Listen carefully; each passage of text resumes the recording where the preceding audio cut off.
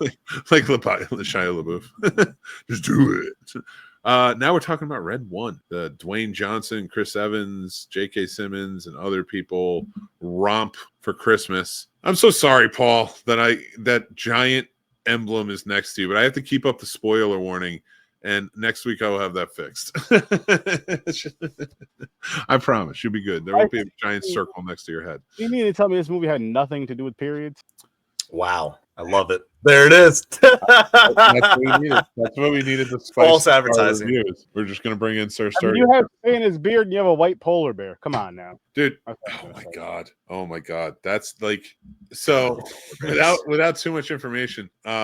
There was a older male, who I will not mention, but I always call them polar bear behind his back because they're big, white, and stupid. Oh man, love it. And then I grew up to be one. So polar bear, Red One, brown bear. There you go, brown bear, grizzly bear, and chocolate bear. Chocolate. Hell yeah, chocolate bear. He's like, fuck your black bear. I'm going chocolate bear. Mm-hmm. Chocolate bear, aka sexual man chocolate. I like it. Can I be gummy bear? Sure, but you got certain duties you got to do as a gummy bear. I don't know if you I don't know if that's like like you don't want your wife to come here, my little gummy bear. Like whoa. Yes, Daddy. Damn. Hey, I put on every one of these videos that this is not made for kids. It's not my fault. Anyway, Red One tells the tale of Santa Claus, played by J.K. Simmons, who and Dwayne Johnson's his bodyguard for some reason, even though he's jacked. Even though he's magical and jacked. Like, okay, whatever. And then, so Chris Evans plays a tracker who tracks down Santa Claus unknowingly and gives the information to a secret organization that kidnaps Santa for the nefarious purpose of the Christmas Queen wanting to entrap everyone on the naughty list forever. And Chris Evans plays that tracker who is on the naughty list, but then gets brought in to help find Santa and work with Dwayne Johnson. Fuck, I should have just said Central Intelligence with Santa Claus and a white guy. Like one of the Chris's. That's basically what this movie was. That's it with polar bears and shit. Like it's from Popcorn and Pints to be one of those Chris's. He's white. He has a beard. That's true. It could work. You can pull it off. He's got red cheeks. Kind of jolly. I'm sorry if you're watching this. I didn't mean that in a bad way. But fuck you. No, he won't take it badly either. Probably smiling. Probably blushing. Oh my god, that's amazing. So anyway, Red One. I didn't mind this movie. I liked it more than I thought I would. And I think it was Chris Evans who really brought that. And J.K. Simmons. The Rock is The Rock in this. He is. And that's fine. Like, because that's who he wants to be. It's just boring at this point. I'm hoping he does something different with that UFC fighter movie he's doing. But, like, legit, he just does the same thing and everything. And that's what this is. There was a very cool, kind of heartwarming tale with Chris Evans' character who has a kid and he's kind of a deadbeat dad and they come together in the end, which was nice. Overall, I would add this to the list to watch on Christmas. But it's not like a great movie. Okay. It's more just a fun movie. You know, so I'm going to give it a second watch for sure when it comes out because I heard it bombed. Yeah, I heard it did terrible. And, you know, I don't want things to do terrible, but like when you hear it was inflated to like $300 million or some shit like that because of The Rock didn't show up or whatever, you're just like, come on, man. Like, Paul's like, I got nothing to say about this movie. No, I mean, I like this better than Wicked. I think it's a fucking Christmas movie, you guys. Like, it can only be so good. It's not The Nightmare Before Christmas. It's not Home Alone. Right. Like, not Christmas, Bloody Christmas. I get it.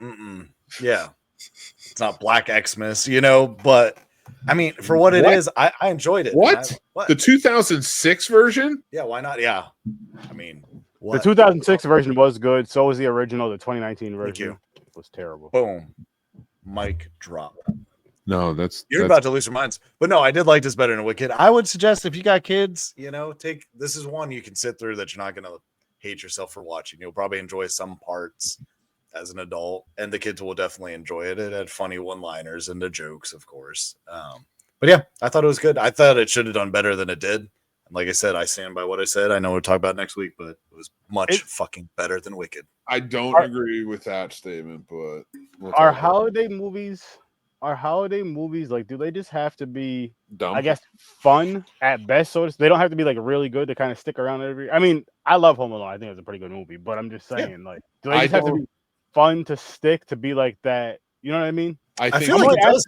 I'm only asking because what you guys said about the red one, how it wasn't that great, but you would watch it again or kind of just watch it. Well, if it's for a Christmas movie, like it was fun enough to watch as a Christmas movie. I'm just mean like as a movie though, I'm like, it just did miss its mark with a few things. Like it a little too long, just a little, it just a few things here and there. Like I didn't hate it, but I was like, kind of over it. No, but that's what I mean though. I mean, like with certain holiday movies, like certain Christmas movies, people just watch them just because they've been watching them since.